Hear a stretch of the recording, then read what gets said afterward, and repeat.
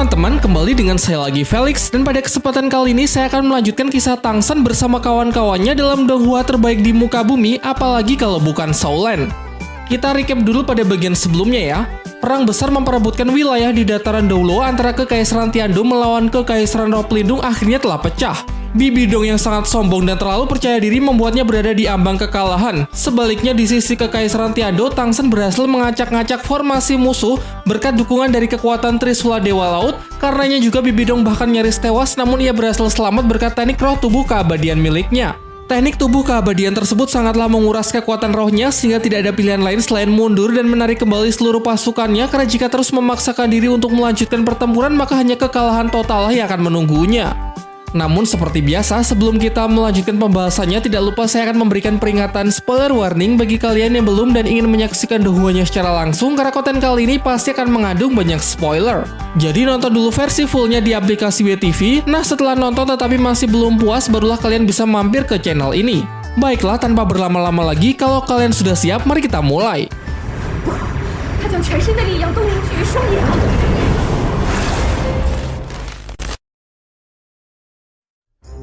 Menyaksikan pihak Bibidong yang berlarian mundur membuat Jenderal Jelong berpikir bahwa ini adalah kesempatan emasnya untuk menguasai gerbang Jialing. Dengan mengabaikan saran dari Master Xiao, Jenderal Jelong pun segera memerintahkan pasukan pengejar untuk kembali menyerang musuh. Namun benar adanya kekhawatiran dari Master Xiao. Ternyata Bibidong telah menyiapkan jebakan berupa asap beracun dan serbuan serangan dari Sekte Ratu Lebah sehingga pasukan pengejar Kekaisaran Tiandou dibuat begitu kewalahan.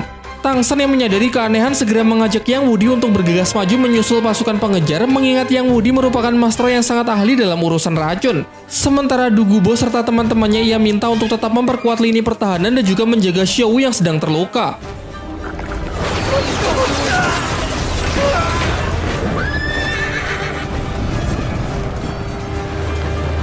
Keadaan pun semakin diperburuk dengan datangnya bala bantuan dari pihak Bibidong, yaitu pasukan tempur yang dipimpin oleh Putri Suci Hulena.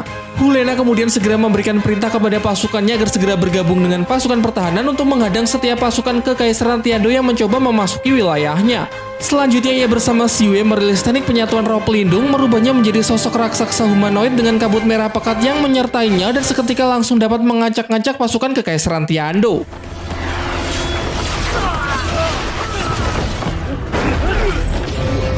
Terlihat pasukan berusaha keras untuk membentuk formasi pertahanan, namun tetap saja tidak ada gunanya karena Hulena dan Xiue benar-benar mendominasi pertempuran di dalam kabut merah ciptaannya.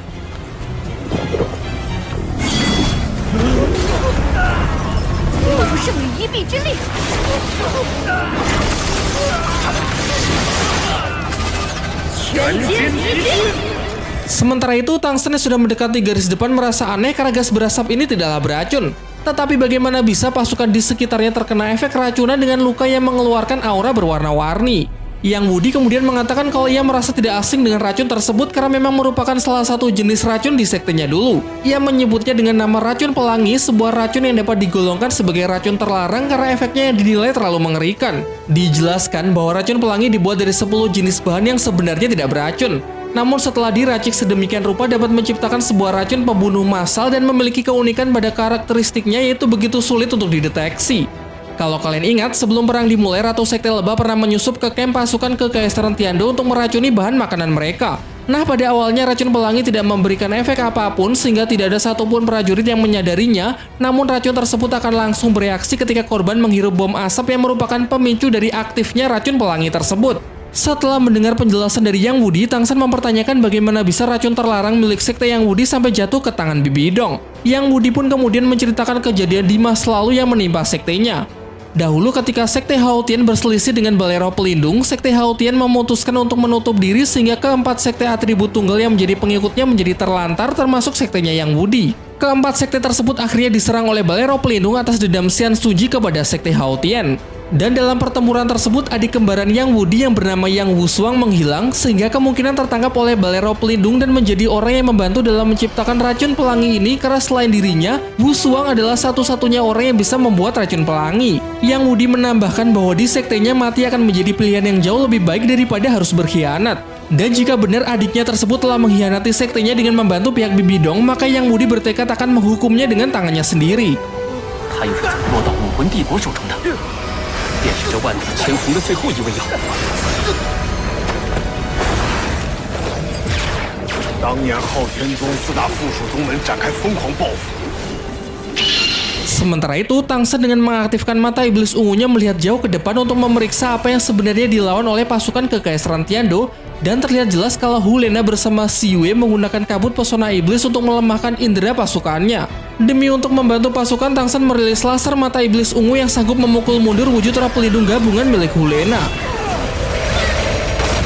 Namun ia tidak menyangka kalau kekuatan pikirannya tidak bisa langsung melenyapkan teknik pesona iblis, karena pasti kemampuan Xi Yue dan Hu Lena juga telah banyak meningkat semenjak pertarungan terakhir mereka, yang mana mungkin kekuatan pikiran dari teknik penyatuan roh pelindung sudah setara dengan seorang Feng Hou Doluo.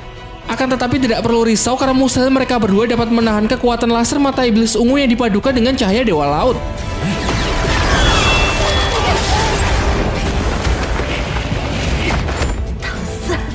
Dan benar saja, teknik dewa milik Tang Shen seketika dapat menembus pertahanan musuh hingga keduanya terlempar jauh sekaligus dapat memecahkan teknik penyatuan roh pelindung pesona iblis. Berikutnya giliran ketua sekte Ratu Lebah yang maju untuk menghentikan Tang Shen dengan merilis teknik roh ke-6 puluhan ribu duri racun lebah. Namun seperti yang diperlihatkan, menggunakan teknik tangan giok dengan piawai, Tang Shen menangkis seluruh racun lebah bahkan dapat membalikan serangan tersebut kepada musuh-musuhnya.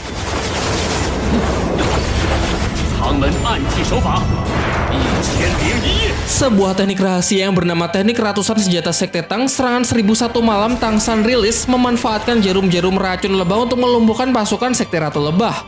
Ketua sekte Ratu Lebah pun nampak begitu terkejut karena serangan racunnya sama sekali tidak berpengaruh kepada Tang Shen, dan tentu saja hal ini karena tidak ada racun yang sanggup menembus teknik tangan giok. Dengan penuh emosi, Yang Wudi memerintahkan Yang Wushuang agar segera menunjukkan diri untuk ia eksekusi karena ia sama sekali tidak bisa menerima pengkhianatan sekte. Namun ternyata Yang Wudi telah salah sangka. Dari perkataan ketua sekte Ratu Lebah dijelaskan bahwa Yang Wushuang adalah orang yang sangat keras kepala. Dahulu meskipun telah disiksa habis-habisan, namun orang tersebut tetap kekeh untuk tutup mulut terkait rahasia cara pembuatan racun pelangi. Sampai akhirnya demi untuk mencegah resep pembuatan racun pelangi tidak tersebar, Yang Wushuang memutuskan untuk melakukan bunuh diri dengan menggigit lidahnya sendiri. Namun Bibi Dong tidak kehabisan akal. Dengan menggunakan teknik pengendali pikiran, ia dapat memaksa Yang Wushuang agar mau bicara mengenai resep dari pembuatan racun pelangi. Setelah mendengar cerita tersebut membuat Yang Wudi benar-benar emosi dan berniat untuk segera membalaskan dendam dari adiknya tersebut kepada Bibi Dong. Namun Tang Shen mencegah dan mencoba untuk menenangkannya karena bisa jadi ini adalah sebuah perangkap yang sudah disiapkan oleh musuh. Menurut Tang Shen, musuh telah membentuk sebuah formasi khusus untuk menjebak siapapun yang mencoba untuk menerobos ke dalam gerbang Jialing, sehingga akan terlalu beresiko jika tetap memaksa untuk masuk. Dan daripada terus melanjutkan pertempuran, Tang Shen lebih menyarankan agar sebaiknya mundur saja untuk memulihkan diri dan mengobati para pasukan yang masih bisa diselamatkan. Di dalam benaknya, ketua sekte Ratu Lebah pun sampai mengagumi kecerdasan Tang Shen dalam menganalisis situasi, dan dengan kemampuan serta kecerdasan sehebat ini tidak heran Kaisar Bibi Dong ingin segera membunuhnya. Di saat yang bersamaan, Tang Shen pun memerintahkan seluruh murid dan pasukan sekte Tang untuk menghentikan pengejaran dan segera mundur untuk kembali ke kamp pasukan Kekaisaran Tiando karena kini perang telah dinyatakan selesai. Divisi pertahanan bertugas untuk memperbaiki bangunan, divisi kekuatan bertugas untuk terus berpatroli, sementara divisi kelincahan dan divisi pengobatan bertugas untuk mengevakuasi korban perang yang terluka. Hal yang sama pun juga dilakukan oleh pihak Kekaisaran Roh Pelindung. Mereka semua bergegas untuk masuk kembali ke dalam gerbang Jialing dan menyatakan kalau misi telah selesai.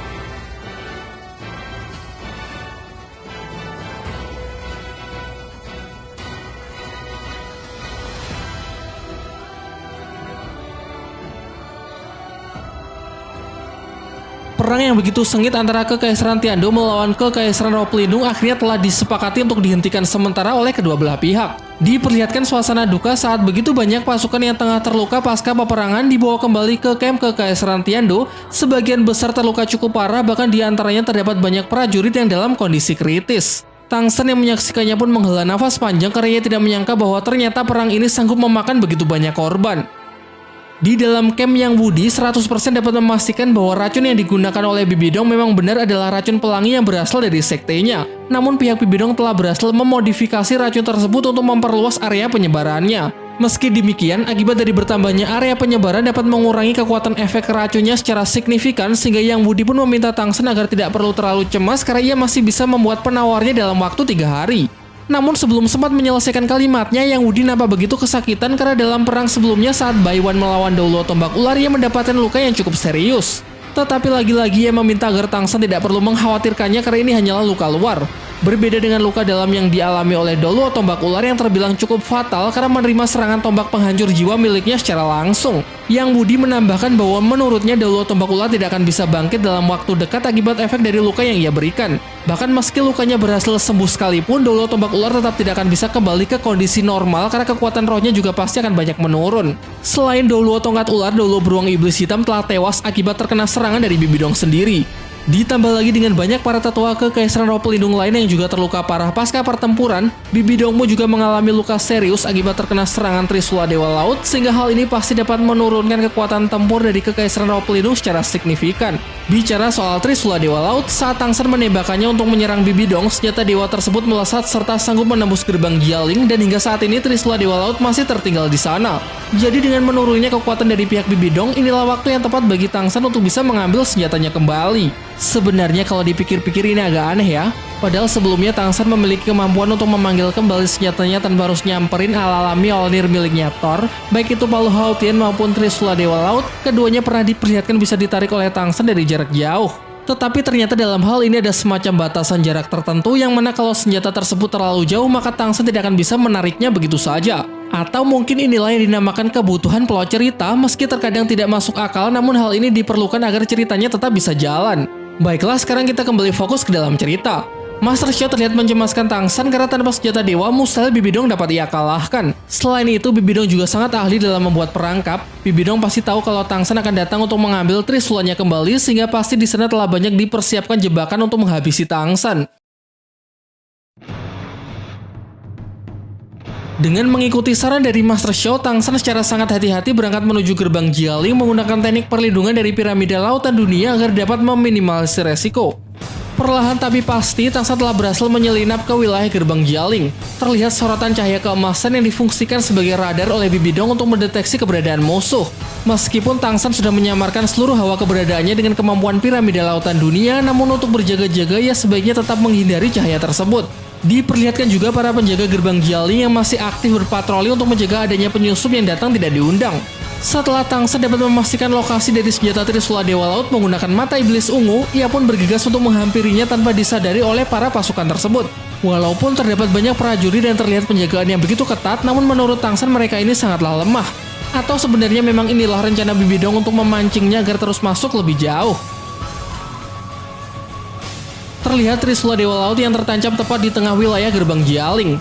Tang San yang sudah semakin dekat nampaknya juga mulai agak cemas karena dulu saat insiden di hutan pertarungan bintang, kekuatan pikiran tingkat tinggi milik Bibi Dong sanggup mendeteksinya sekalipun ia sudah menyembunyikan diri dengan menggunakan piramida lautan dunia.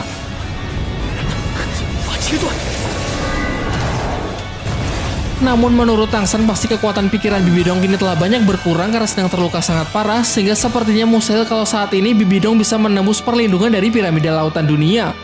Singkat cerita, Trisula Dewa Laut sudah berada di depan mata. Dan setelah mengukur jarak yang tepat, seharusnya Tang San bisa langsung menarik kembali Trisula Dewa Laut sampai ke tangannya sehingga ia bisa menghindari jebakan buatan Bibi Dong yang mungkin sudah dipasang di sekitar Trisula Dewa Laut. Namun sayangnya Tang San telah salah sangka. Sebuah anak panah tajam melesat ke arahnya dan meski tidak mengenainya, tetapi hal ini jelas menandakan kalau kehadirannya kini telah diketahui. Dan benar saja, terdengar suara Bibi Dong yang menyapa Tang San secara tidak ramah dengan mengatakan kalau ia pasti akan membunuhnya. Diperlihatkan Trisula Dewa Laut yang dilindungi oleh kekuatan roh milik Bibi Dong untuk mencegah Tang San bisa mengambilnya. Di waktu yang bersamaan juga diperlihatkan Bibi Dong yang sedang menyerap kekuatan roh milik ketua sekte naga suci demi untuk memulihkan kondisi tubuhnya yang terluka parah seusai menerima serangan Trisula Dewa Laut secara langsung. Bahkan menurut penjelasan Tang San, Bibi Dong tidak cuma menyerap kekuatan roh saja, melainkan juga menyerap energi kehidupannya yang padahal hal itu jelas dapat membahayakan nyawa dari ketua sekte naga suci. Namun ketua sekte naga suci terlihat pasrah tanpa perlawanan sedikit pun karena memang ia sedang berada dalam kendali penuh kekuatan pikiran Bibi Dong, persis seperti apa yang terjadi pada Yang Wushuang saat dulu dipaksa untuk membocorkan bahan racun terlarang. Sementara itu kehadiran Tang San yang sudah ketahuan membuatnya kini menjadi incaran seluruh pasukan Bibi Dong. Selanjutnya ketua sekte pedang angin segera memimpin para anggotanya agar merapatkan formasi untuk menghabisi Tang San. Tidak ingin ambil resiko, Tang San pun berniat ingin mengambil kembali Trisula Dewa Lautnya, kemudian segera pergi meninggalkan gerbang Jialing sebelum formasi serangan tersebut selesai dipersiapkan. Ia kemudian melesat maju untuk menantang Bibi Dong bertarung menggunakan kekuatan pikiran, dan dengan senang hati Bibi Dong yang kini telah lumayan pulih pun siap untuk melayaninya. Ia juga memerintahkan Doulo ikan buntal dan Doulo leopard hantu untuk memperkuat formasi pertahanan, sementara ia akan Baiwan melawan Tangsa dalam adu kekuatan pikiran.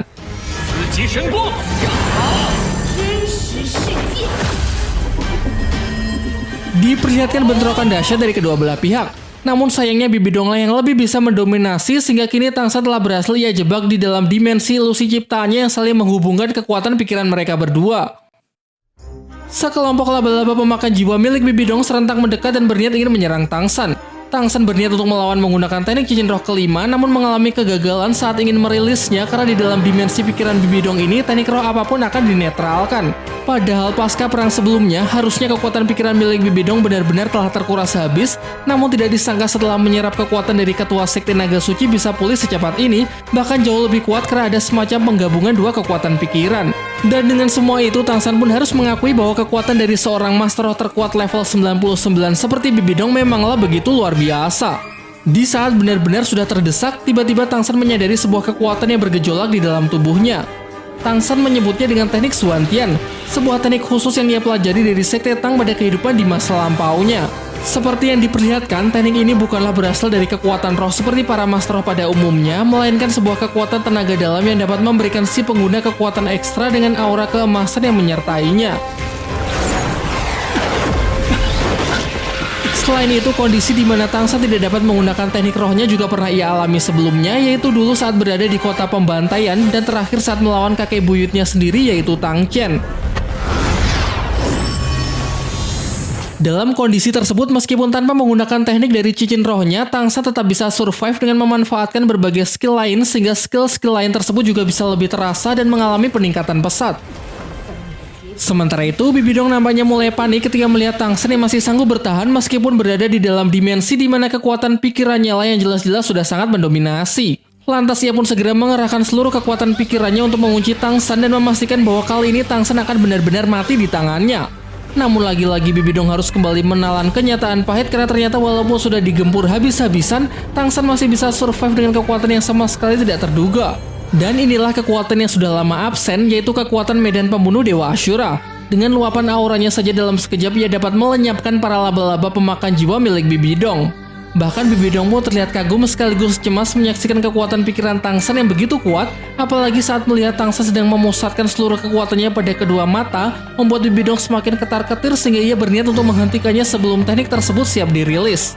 Sekuat tenaga Bibi Dong menyerang Tangsan berharap ia bisa membunuhnya secepat mungkin. Akan tetapi dalam benturan kekuatan pikiran tersebut kini jelas terlihat bahwa Tangsan lah yang lebih mampu mendominasi sehingga seketika keadaan pun sudah benar-benar berbalik di mana Bibi Dong lah yang kini giliran terperangkap di dalam dimensi kekuatan pikiran Tangsan.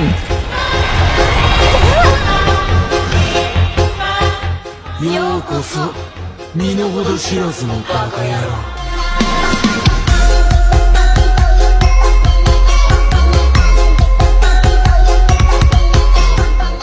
Diperlihatkan Bibi Dong nampak begitu kesulitan dalam menahan tekanan dari kekuatan pikiran Dewa Ashura. Hingga pada akhirnya ia terpental kembali ke dunia nyata dengan mendapatkan luka serius bahkan sampai membuatnya tidak sadarkan diri.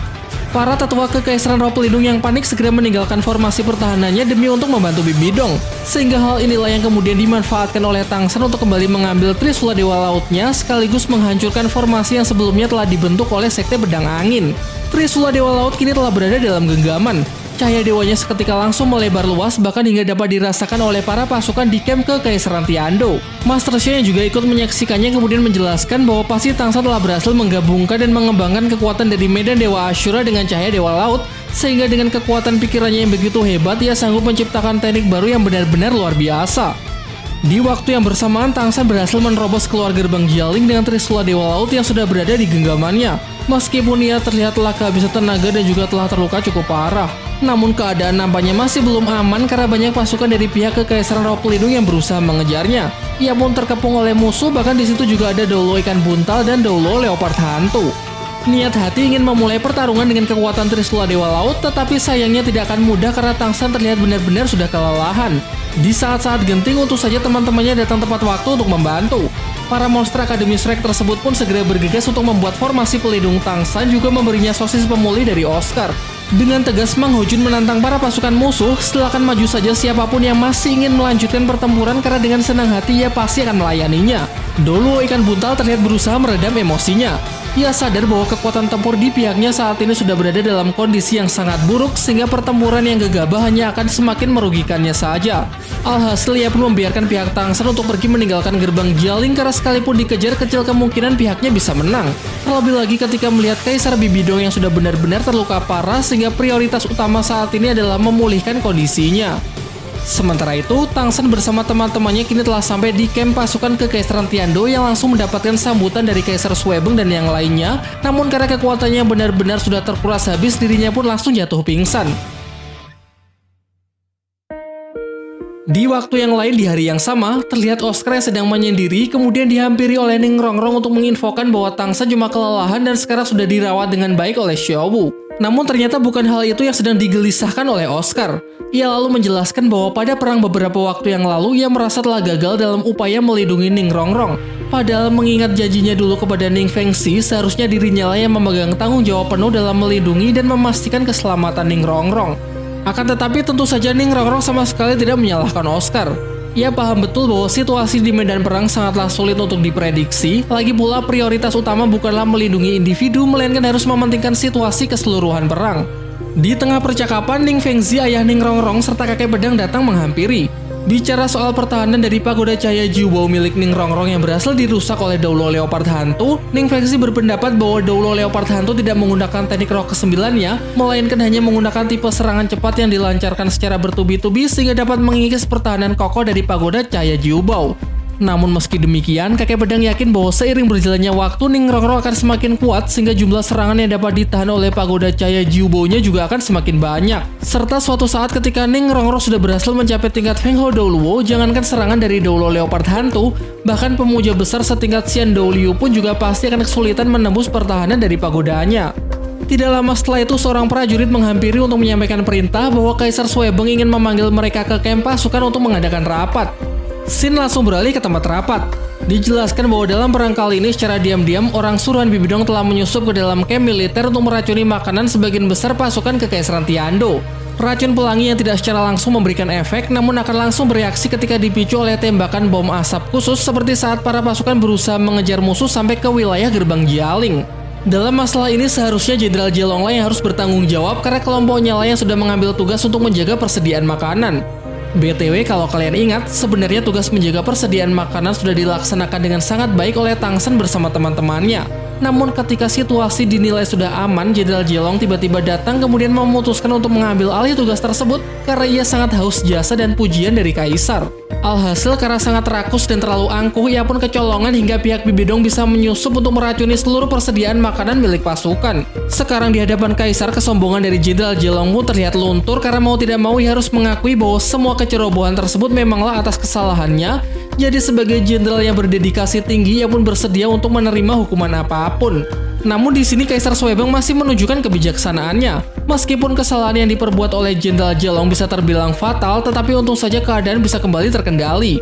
Lagi pula jika menghukum Jenderal Jelong sekarang hanya akan menurunkan kekuatan tempur di pihaknya di tengah perang yang masih bisa kembali pecah sewaktu-waktu. Jadi untuk mengambil jalan tengah, Kaisar Suebeng cukup memberinya hukuman berupa pemotongan jasa-jasanya selama ini.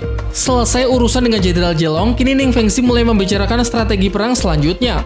Dengan mempertimbangkan pasukan di pihaknya yang saat ini benar-benar telah mendominasi dan adanya fakta mengenai Bibidong yang telah terluka parah, Ning Fengxi pun berpikir bahwa ini adalah kesempatan yang sangat bagus untuk menyerang kota. Namun Master Xiao berpendapat bahwa ini tidak akan semudah kedengarannya mengingat letak dari gerbang Jialing sangatlah strategis di mana mudah bertahan dan sulit untuk diserang. Menyerang dengan cara biasa kemungkinan besar tidak akan berhasil sehingga perlu memikirkan sebuah cara khusus untuk bisa menembusnya. Di tengah kebingungan tersebut, tiba-tiba datang kakek pedang yang membawa seorang pria misterius memasuki ruang rapat mereka untuk menemui Kaisar Suebeng.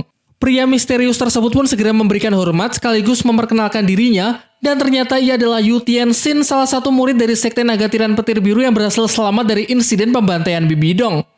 Sebelum lanjut ke cerita utama, saya sedikit mengingatkan untuk merefresh otak kalian ya. Jauh sebelum perang dimulai, Kekaisaran Roh Pelindung menyerang dua sekte besar yang berafiliasi dengan Kekaisaran Tiando, yaitu Sekte Naga Tiran Petir Biru dan Sekte Pagoda Cahaya Kibau. Yang mana tujuannya sudah jelas, yaitu ingin melemahkan kekuatan tempur dari Kekaisaran Tiando sebelum perang dimulai. Namun dalam penyerangan tersebut, Sekte Pagoda Cahaya Kibau berhasil selamat berkat berbagai senjata rahasia pemberian Tang Sen yang memperkuat para muridnya. Sayangnya berbeda nasib dengan Sekte Naga Tiran Petir Biru karena sekte yang menjadi kampung halaman dari Master Xiao tersebut harus mengalami kemusnahan total. Terkecuali dua murid beruntung yaitu Yu Tianxin dan Yu Tianheng yang secara kebetulan sedang menjalankan latihan di luar sekte saat insiden penyerangan tersebut sedang berlangsung. Dan sepulang dari latihan mereka baru menyadari bahwa semua orang di sektenya kini telah dibantai. Scene terakhir memperlihatkan mereka berdua sedang menyusup ke dalam barisan penduduk ketika upacara pengangkatan Bibi Dong sebagai kaisar dari Kekaisaran Roh Pelindung yang baru tengah berlangsung. Kala itu keduanya benar-benar dibuat sangat geram. Namun untung saja mereka masih dapat menahan emosi supaya dendamnya kepada Bibi Dong suatu saat tetap bisa terbalaskan. Dan selama menunggu kesempatan yang tepat, ia dan Yu Tianheng hanya bisa bersembunyi di dalam ibu kota Kekaisaran Roh Pelindung, tentunya dengan tetap merahasiakan identitas mereka. Selama dalam persembunyian pun mereka juga terus berusaha untuk mengumpulkan banyak informasi, dan informasi terbaru yang ia dapatkan adalah mengenai strategi perang yang akan dijalankan oleh Bibi Dong. Yu Tianxing menjelaskan bahwa secara diam-diam Bibi Dong telah mengutus sekelompok pasukan elit yang dipimpin oleh Hu Lena untuk menuju gerbang Jialing, sekelompok pasukan elit yang disebut dengan pasukan malaikat. Sesuai namanya, kelompok ini beranggotakan para Master Roh dengan roh pelindung sayap malaikat yang masing-masing berada di atas level 70-an. Walaupun jumlahnya tidak banyak, namun kekuatan mereka tidak bisa dipandang remeh. Menurut penjelasan dari Master Xiao, pasukan malaikat adalah kekuatan misterius dari Kekaisaran Roh Pelindung yang sangat ahli dalam bertempur di udara.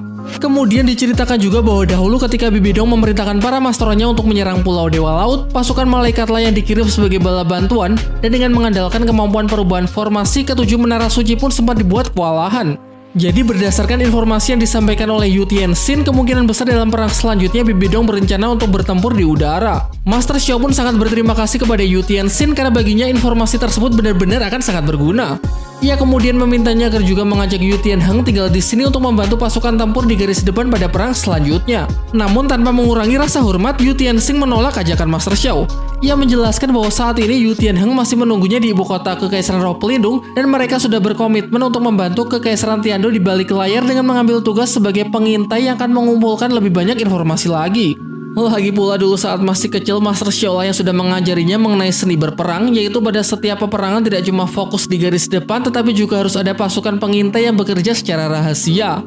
Bagaimanapun juga dulu saat masih tinggal di dalam sekte, Master Xiao yang sering mengasuh dua keponakannya tersebut. Kala itu keduanya masih usia anak-anak yang belum mengerti apa-apa, namun siapa sangka pada hari di mana mereka telah dewasa, sekte Naga Tiran Petir Biru justru sudah tidak ada.